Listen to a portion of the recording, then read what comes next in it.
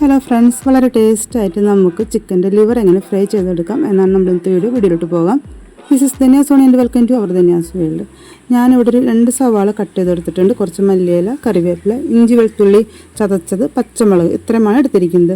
1 kilo ചിക്കൻ്റെ liver നല്ല പോലെ കഴുകി വൃത്തിയാക്കി ഇവിടെ മാറ്റി വെച്ചിട്ടുണ്ട്. ഇനി നമ്മൾക്ക് ഇതിലോട്ട് ആവശ്യമുള്ള പൊടികളൊന്ന് നോക്കാം. എരിവിന് ആവശ്യമുള്ള മുളക് പൊടി, മല്ലിപ്പൊടി, 1/4 ടീസ്പൂണോളം മഞ്ഞൾപ്പൊടി, കുരുമുളക് പൊടി, ഗരം മസാലപ്പൊടി ഇത്രയാണ് പൊടികളുടെ ആവശ്യം. ഇനി നമുക്ക് അടിക്കട്ടിയുള്ളൊരു പാത്രം എടുത്ത് വയ്ക്കാം. അതിലോട്ട് 1.5 ടേബിൾ സ്പൂണോളം വെളിച്ചെണ്ണ ഒഴിക്കാം. ചതച്ച് വെച്ച ഇഞ്ചിയും വെളുത്തുള്ളിയിട്ട് ഒന്ന് മൂപ്പിച്ചെടുക്കാം. അതിലോട്ട് 2 പച്ചമുളക് നീളത്തിൽ അരിഞ്ഞത് ഇട്ട് കൊടുക്കാം.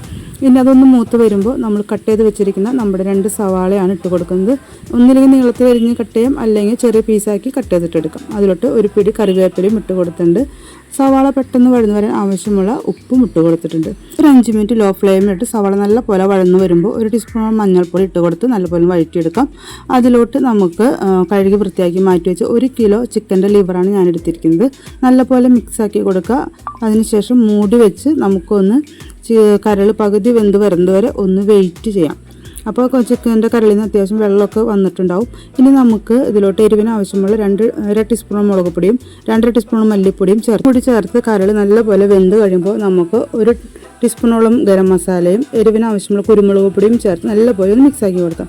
കരളൊക്കെ നല്ലപോലെ വെന്ത് വെള്ളമൊക്കെ വറ്റി നല്ലപോലെ കുറുകി വരുമ്പോൾ ലേശം മല്ലിയിലയും കൂടി ചേർത്ത് നമ്മുടെ കരൾ ഇവിടെ റെഡിയാക്കി എടുക്കാം. അപ്പോൾ ചിക്കൻ്റെ ലിവർ വളരെ ടേസ്റ്റായിട്ട് ഇവിടെ ഫ്രൈ ചെയ്തെടുത്തിട്ടുണ്ട്.